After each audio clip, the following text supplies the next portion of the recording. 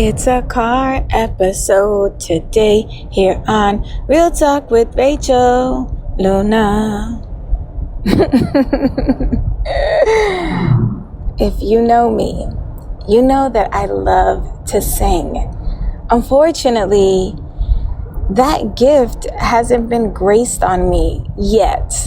I believe that there's going to be one day where I'm going to start singing and I'm going to be so on tune, and it is going to be the most delightful sound to all who behold. But until then, I apologize in advance for every time I sing on the show. I hope you'll learn to love it or hit the fast forward button. Boom.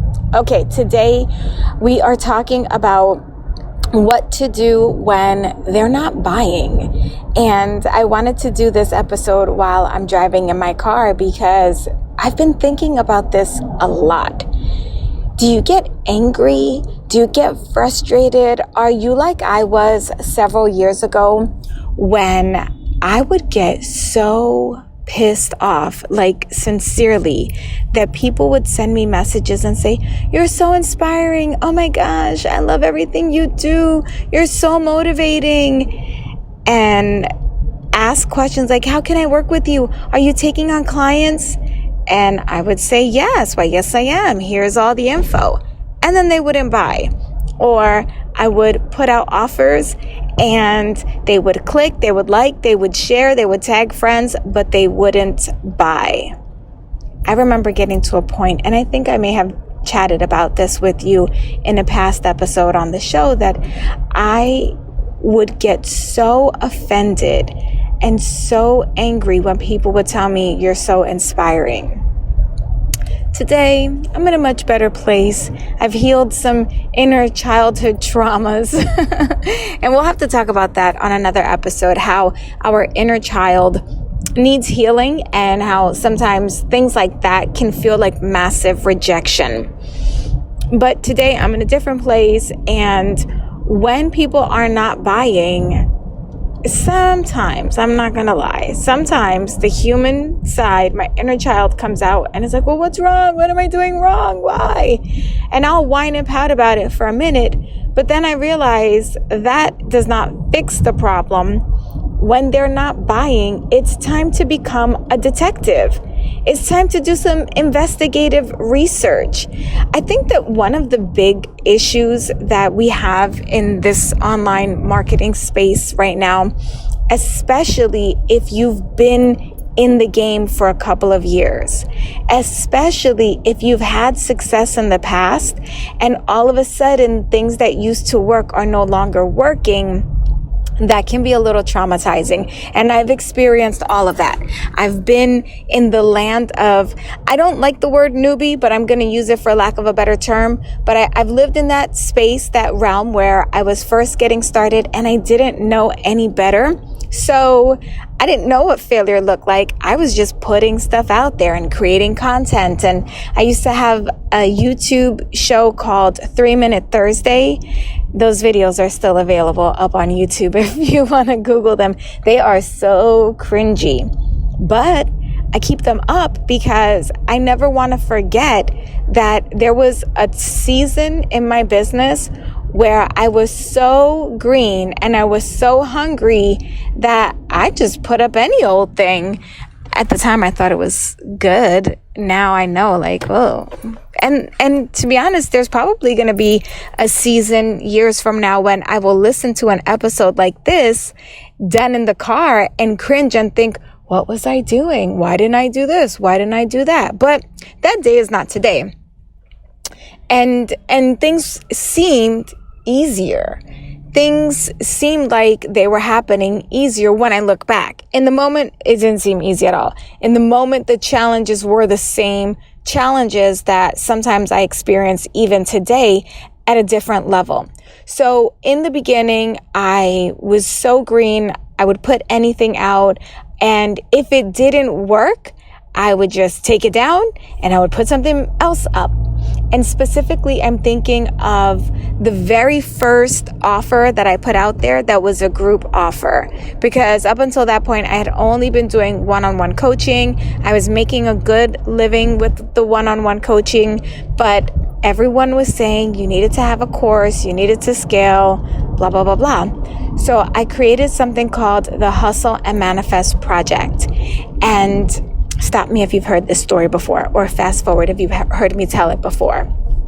But with the Hustle and Manifest Project, it was it like a 3-week, 30-day email program. And it was maybe $147. It was relatively inexpensive, even at that time. And this was, 7-8 years ago. And I remember thinking, yes, I want like 100 people. And I think at the end of the day, we got 10. We had a group of 15, but that's because I let some people in for free, but only 10 people or so actually paid me. And I remember feeling like the biggest failure because here it was so inexpensive, and I thought like people should just be flocking to this. Why aren't they buying? This is like the best thing. All these people that keep saying I'm so inspiring and blah, blah, blah, blah. Where are they now? So I never offered the Hustle Manifest Project again, even though the testimonials were fantastic. I did not want to go through the selling and reject phase of life. So now that I think about it, to retell the story, it was actually a couple years went by before I offered another group anything. And when that group anything came out, it was the Confident Entrepreneur Academy. Another incredible program. Now that I think back, I'm really, really proud of that program. I am so proud of that launch. That launch did amazingly well. The first launch was, I think, 52,000. The second launch was 75,000. I mean, we were cruising. It seemed to me, right now, looking back, that it was so easy. It was so easy. Like, I would do a live. At the time, there were no lives. I would do a webinar. And people would show up and they would buy. Or I would get on the phone with people and they would ask questions and they would buy. Or I would send out an email and they would buy. And now that I think about it, the second time I launched it, lives were a thing. Live streams were just getting started. And again, I would just go live and people would automatically buy. And then a couple years passed and I noticed that things that I would offer were not selling as quickly as they used to. So then I started doing the Feel Good Sales Society, another program. Now that I think about it, like all my programs are actually really good. But I get bored, and that's for a whole other episode. I get bored and I stop selling them, but for a whole other episode. So I noticed that with the Feel Good Sales Society, the seasons were changing and people were buying, but they were not purchasing as quickly as before.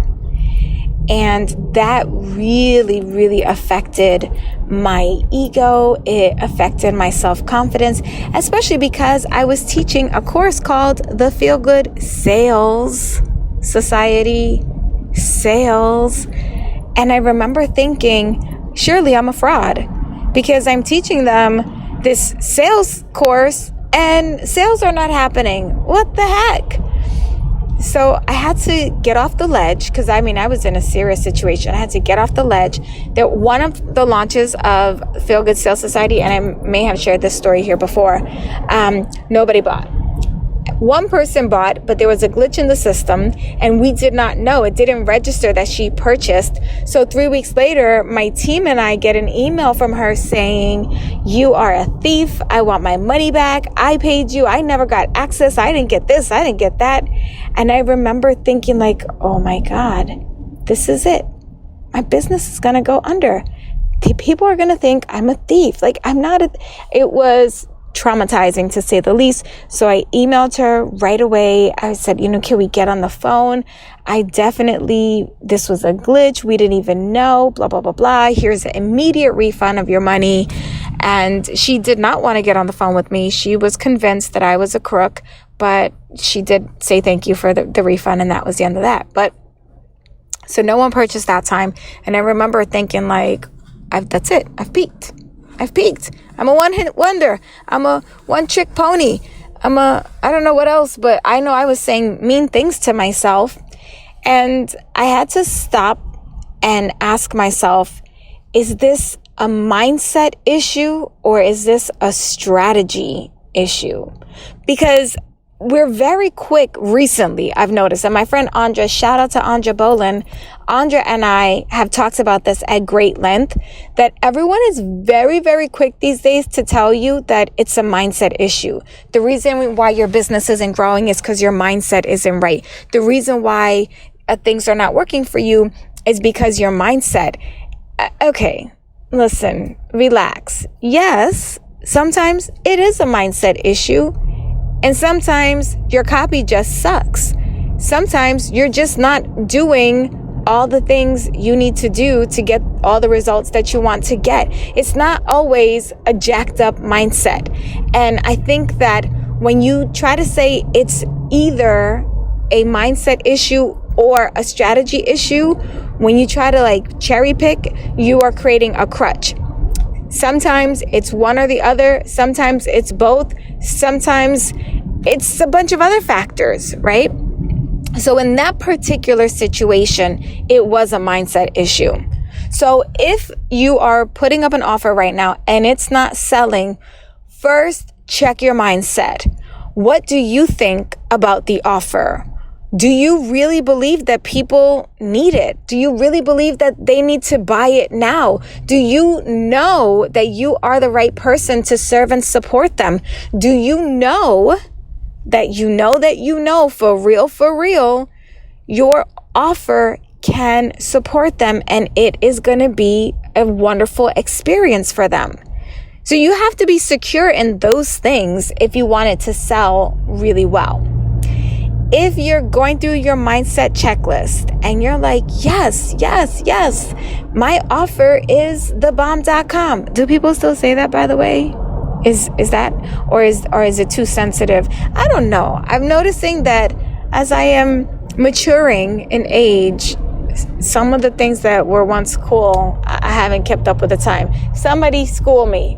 Leave me an iTunes review. Slide into my DMs on Instagram @girlconfident and let me know. Anyway, if you can listen to me right now and say with good heart, yes, my offer is great. I believe in it. I know it's life-changing. I know it transforms people. I know that when they do their work, they're going to get the results. I believe in them. I believe in myself. I believe in this thing. My mindset is good. Then it's time to look at strategy. It's time to look at the tactics. First of all, are you taking the time to create content that is going to lead them in a story? Are you actually hooking them in a way that grabs their attention and makes them want to stop whatever they're doing and listen to you? Or are you being a lazy marketer? I will raise my hand and tell you many a time I've been a lazy marketer, and I've relied on the fact that people like listening to me. I've relied on the fact that people enjoy my stories and my personality, and that has been a mistake. That's been a mistake because, yes, people want to be entertained. They like to show up for the stories, but you being you is not always going to be the easy yes for them. Hold on, let me put the car in park. And let me put the emergency brake on. And let me take my seatbelt off.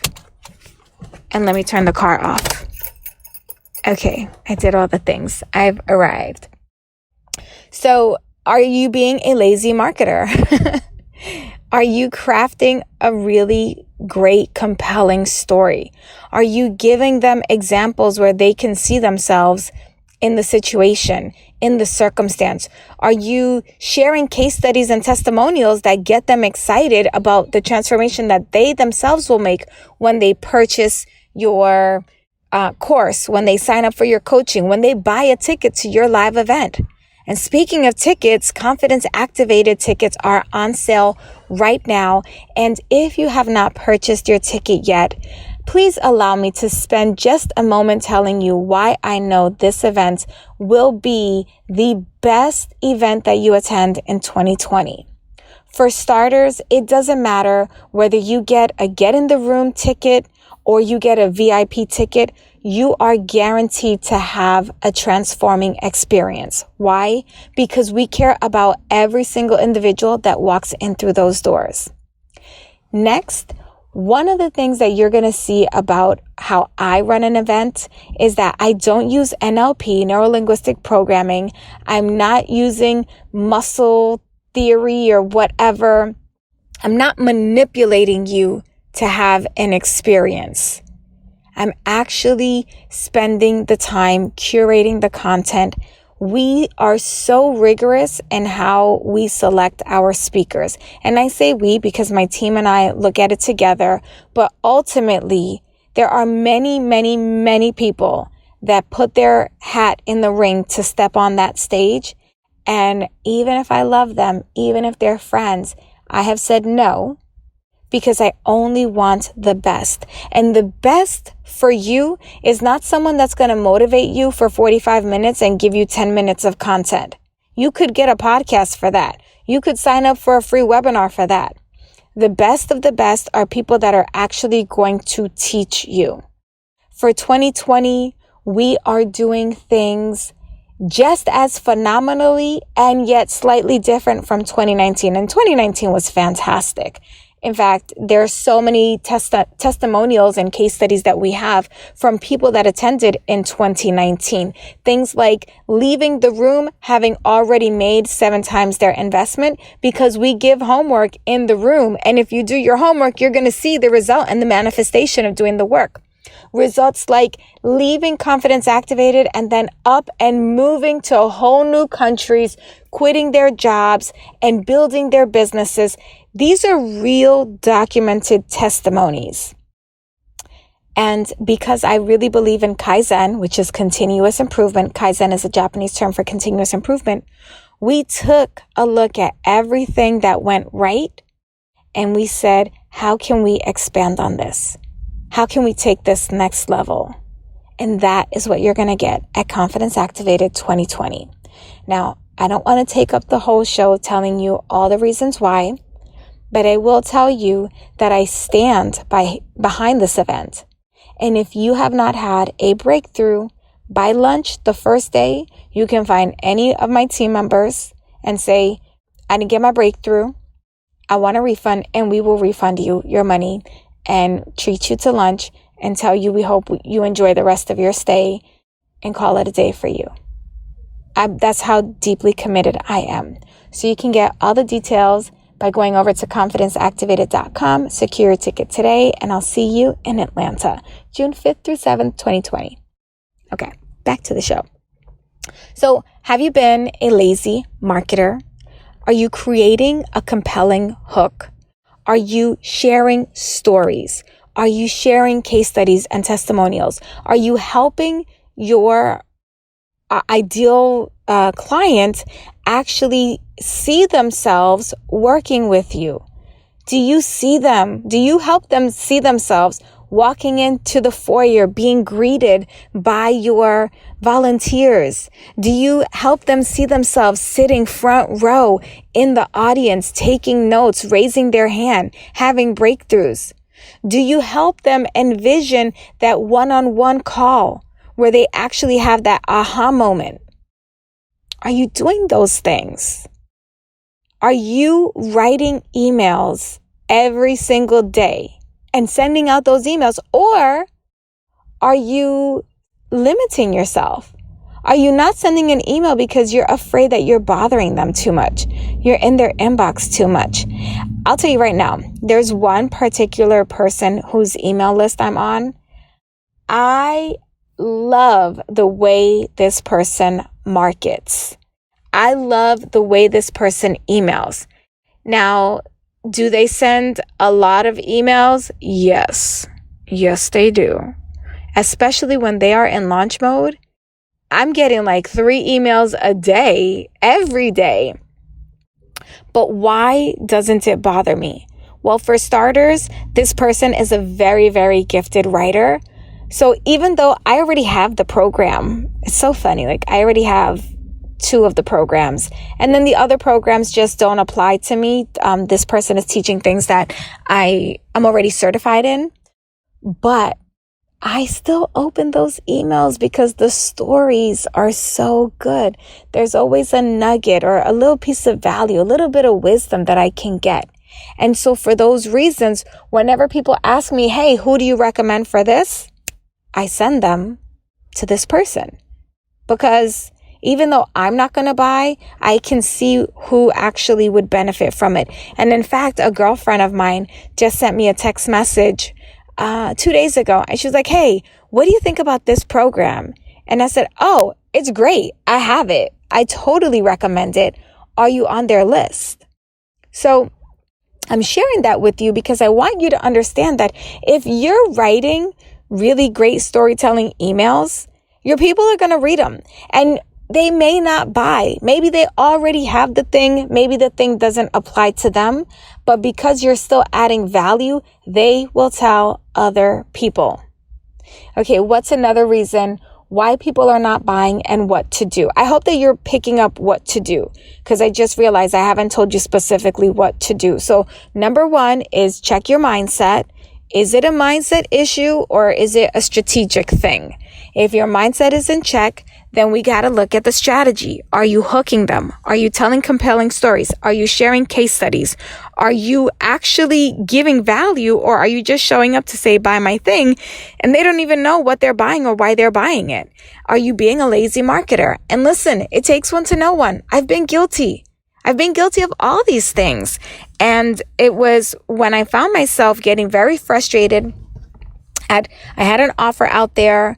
Nobody was buying. I mean, crickety crickets. And I was getting so mad. Like, what the hell is wrong with my audience?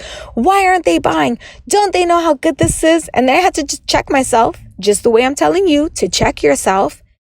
And I realized, well, I was being a lazy marketer. I wasn't really focused on adding value. I was just trying to make the sale. And that's dangerous. Look, we've all been there. It's okay. But now you know better. And when you know better, you can do better. So once you check and see, okay, am I being a lazy marketer? Then let's look at the other tactical things. Are you putting out the offer enough? Are you emailing enough? Are you showing up on social media enough?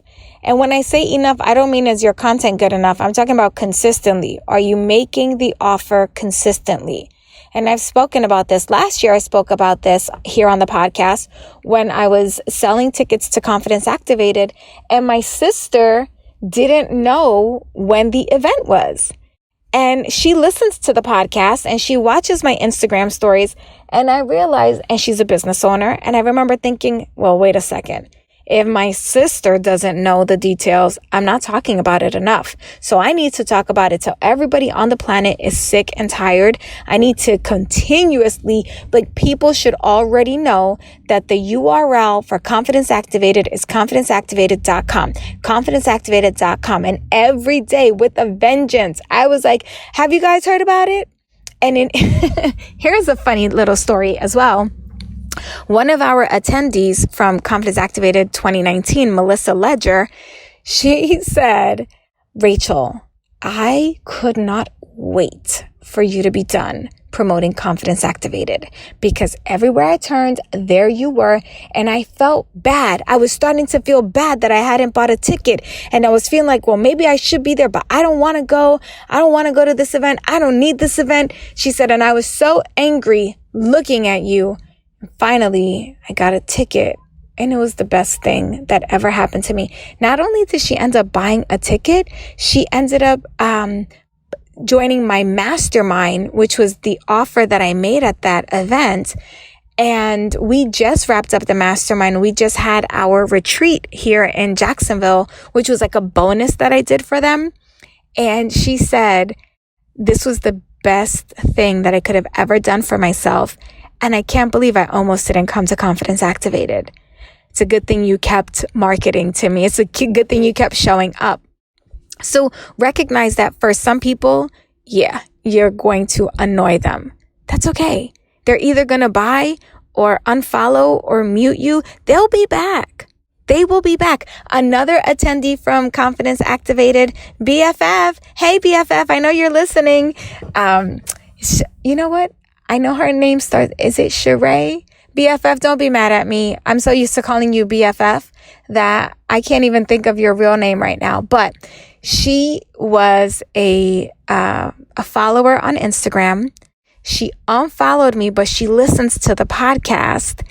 And I did not know this, but she starts following me again.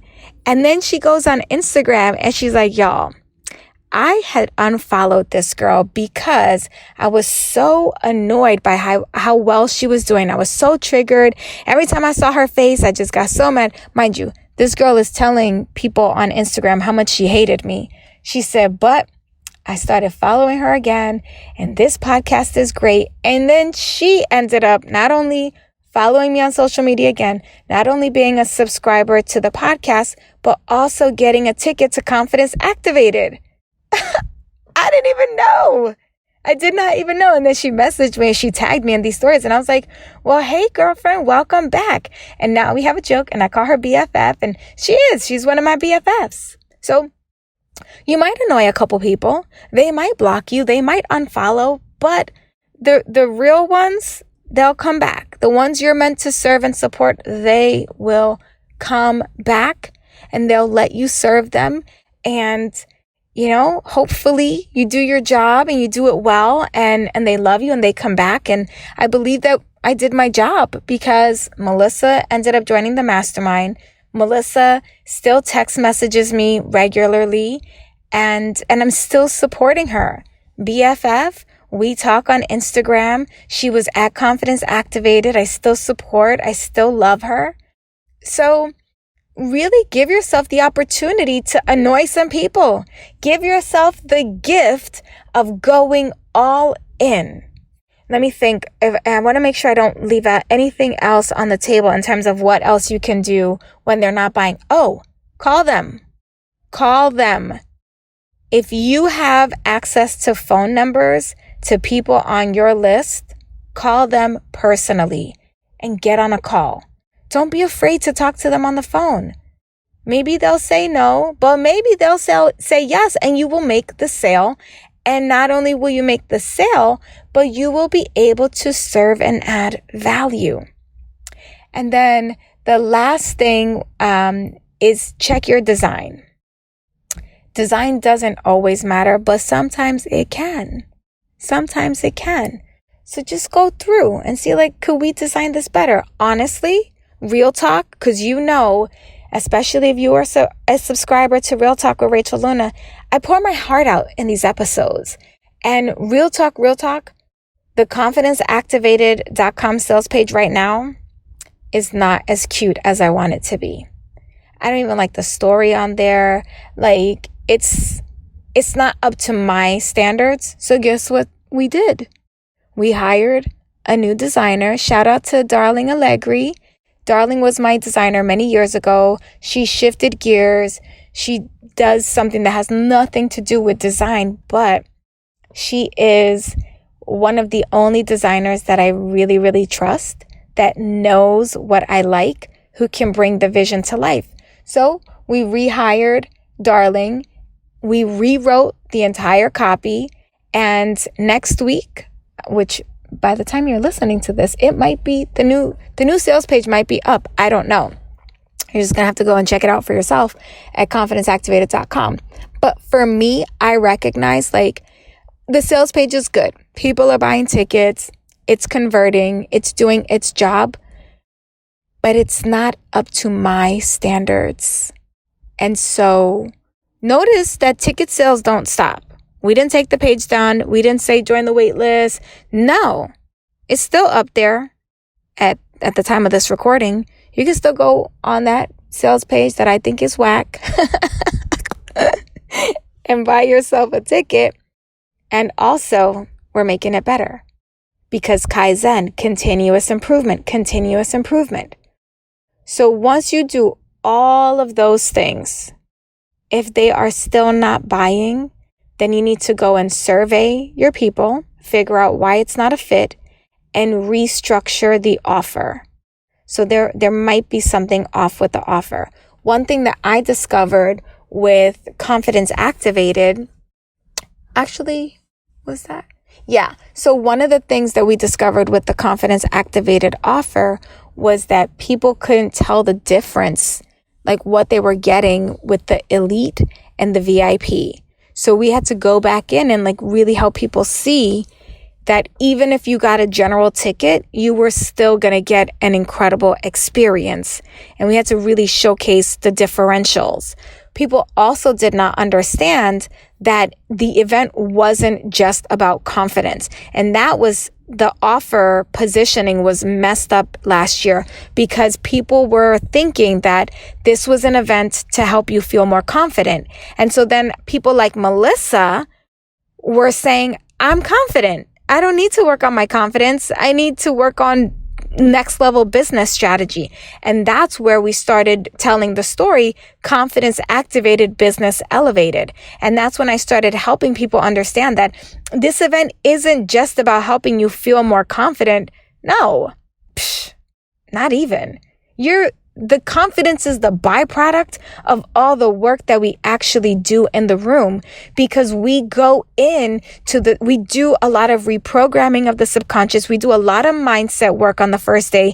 And then on the second day, we come in and we bring in multiple 6, multiple 7-figure entrepreneurs who've already cracked the business side to give real tactical strategy. And then we leave time for you to do things in the room. And one of the things that we're doing different for 2020 is we have even more workshop time built in.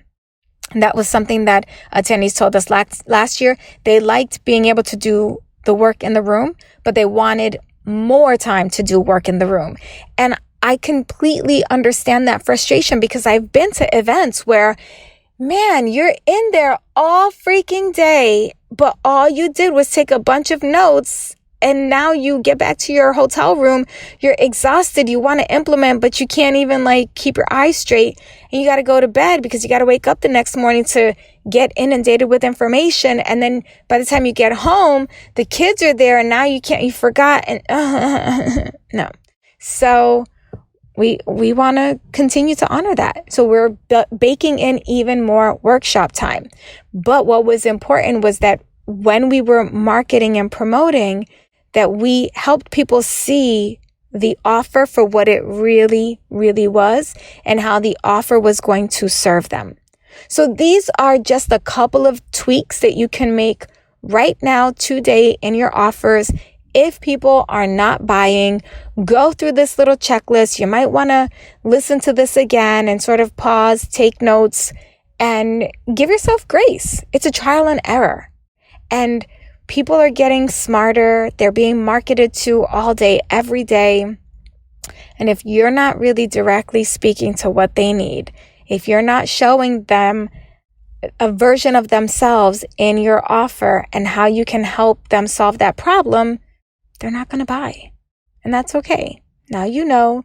You've got some tools. I hope you'll put them to use. I really, really hope that I get to see you at Confidence Activated. Go to confidenceactivated.com. Check out the crusty website or the new website. I don't know which one you're going to get.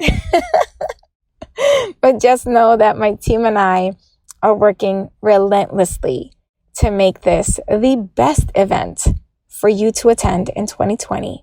And I can't wait to see you, serve you, and support you in the room.